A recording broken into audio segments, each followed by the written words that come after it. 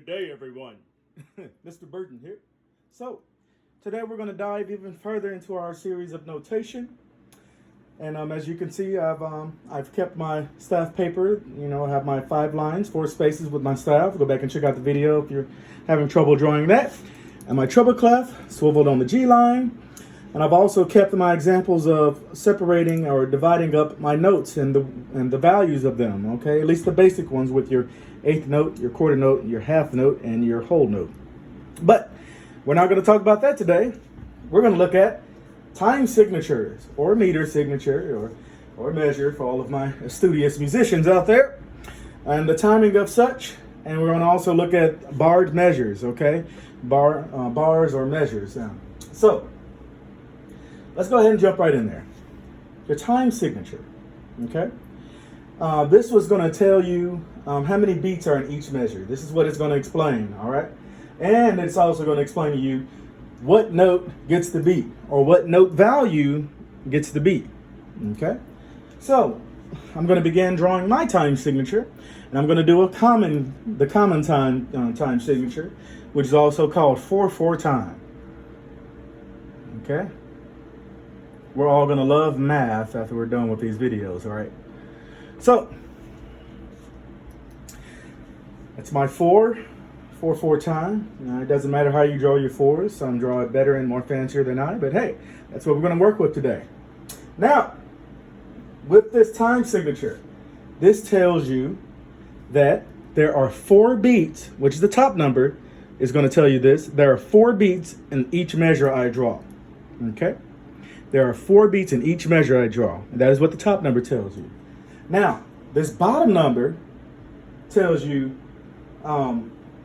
what note gets the beat, or what note value gets the beat, rather. And in this case, it's the quarter note. So we're going to start off very simple, okay? Top number, 4 beats a measure. The bottom number is also 4, but it stands for something different. Since it's a 4 on the bottom, it tells you that the quarter note, which is this one, gets the value of 1 beat. 1 beat. That means you're going to need 4 quarter notes worth in each measure. Now, it doesn't have to be 4 quarter notes. It just has to be 4 quarter notes worth. Okay? But in this first measure, just for simplicity's sake, we're going to draw 4 quarter notes, just so we can go ahead and describe what a measure is. 1, 2, 3, and let's draw stems down on this one. 4. I just drew 4 quarter notes. That means I should be done, or I have completed a whole measure worth of 4/4. So the next thing we're going to do is put it within the bar, so I can go ahead and make it a measure.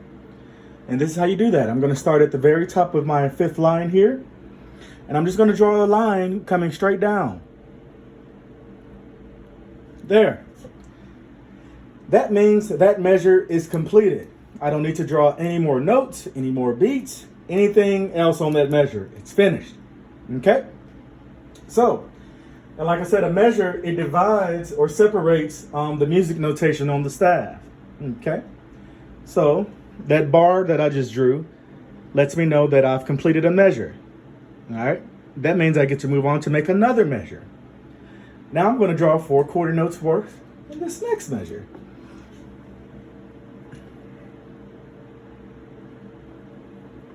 One,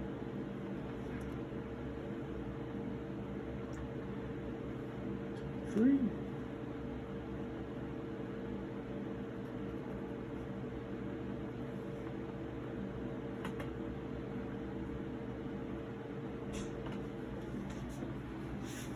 all right. So now, in this next measure, as you can see, I switched it up a little bit. I have 1 beat from this quarter note. I have 2 beats for this half note. If you're confused to why I have 2 beats for this half note, let's go back to the bottom of our chart here. 2 quarter notes equals a half note. That means when I draw a half note, it's going to be equaled up to, if you can hear Junior in the background there, that means that's going to be worth 2 quarter notes worth. Okay? So that's 1 plus 2. So now I'm at 3. 1 plus 2 equals 3, basic math. And then I drew 2 eighth notes. Now, if you're confused to why these are eighth notes, that's because I gave it a beam this time instead of giving it a flag.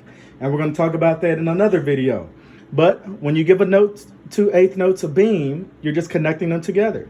Okay? I mean, I could have done this.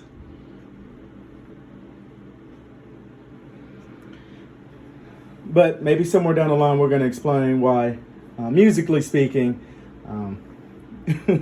you want to group them in a way that it's more easily recognizable and understandable, and not have everything separated, because then there'll just be more to read. All right, but we're going to break all of that down in another video, maybe.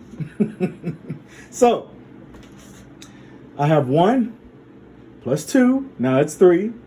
Now I have these 2 eighth notes. 2 eighth notes equals what, everyone? A quarter note. So these 2 eighth notes together equals 1 beat.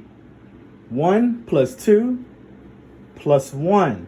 And that equals what? 4. Got it.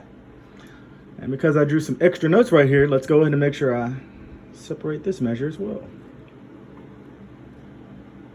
All right. This measure doesn't count yet. So, as you can see, I have 2 measures here, and I have 4 beats in each measure. The first measure, I have 4 quarter notes. Each of these is worth 1 beat, just like my top number tells me. Sorry, just like my bottom number tells me. But I also have 4 beats in the measure, which is what my top number tells me what I should have. The next measure, I have a quarter note. That's 1 beat, half note, 2 beats, 2 eighth notes, which together is 1 beat in 4/4 time.